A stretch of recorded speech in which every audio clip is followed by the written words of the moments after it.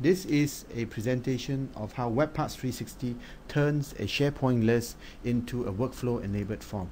In this example, we are going to do a travel expense claim whereby an employee can submit a request which will be approved by the manager.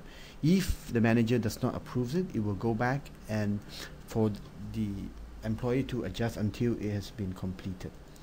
In this example, all the data will be stored in SharePoint list. The employees will key in all the columns that they need to put in, and subsequently there are areas where the managers can update their response. The steps for creating a smart list are as follows. Create a SharePoint list, define the processing stage, and then define the user group for each of the stage, including defining the form and column access for each of the form, and finally to define the workflow branching logic that steps through the processing stage. And that is so. Now I'm going to show you how in a few steps we are going to make SharePoint lists much smarter for collaborative application.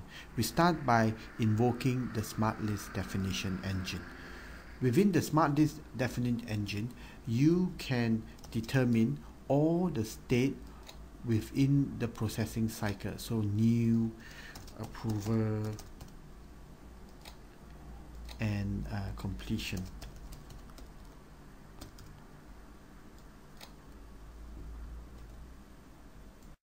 The system and activate your smart list.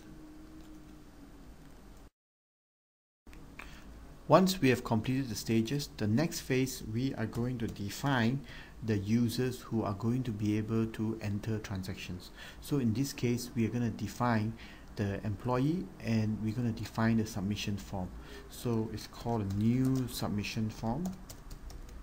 Okay, and let's use the form designer to design. But before we do it, let's keep away all the fields that were meant for the managers away from the system.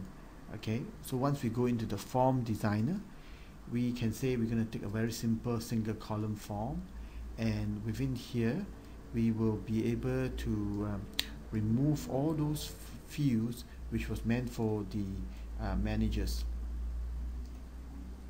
So once we have done, we can save this format, okay, and save the form, and we can save this stage. In the next stage, we are going to define the routing in the system. So obviously, after I submit a new transaction, I will want to go to the approval stage, which is stage 2, and I'm going to save this current. When I am in my approval stage, I will have different branching option. For example, if I revert the transaction, the status when it is back to new,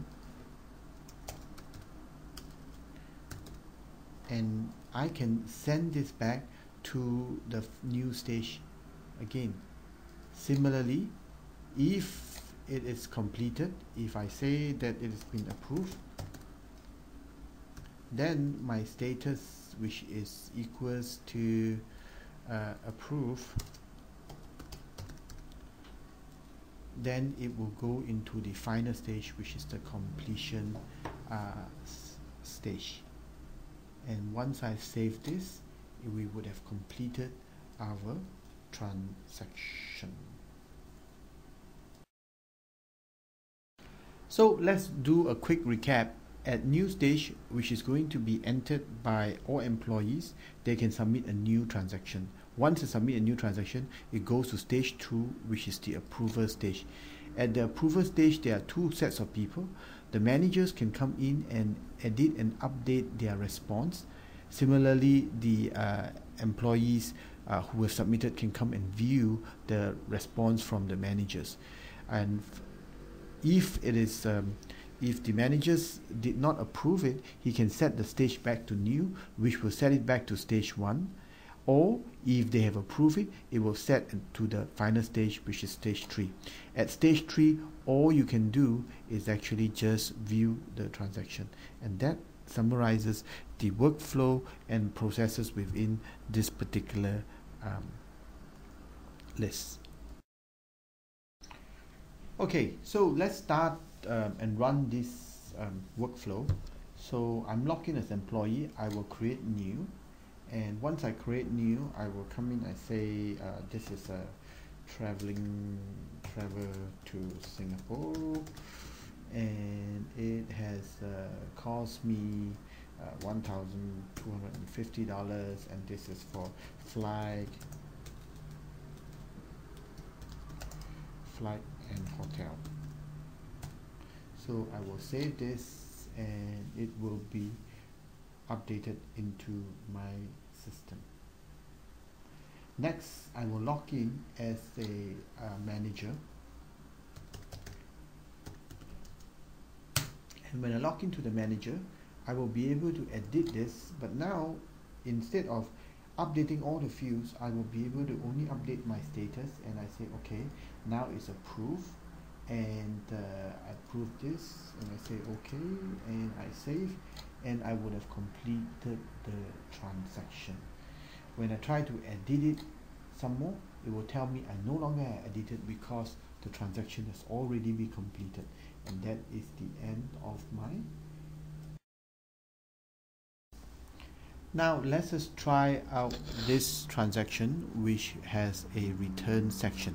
So once again, I start out as employee, and I say travel to Jakarta Apita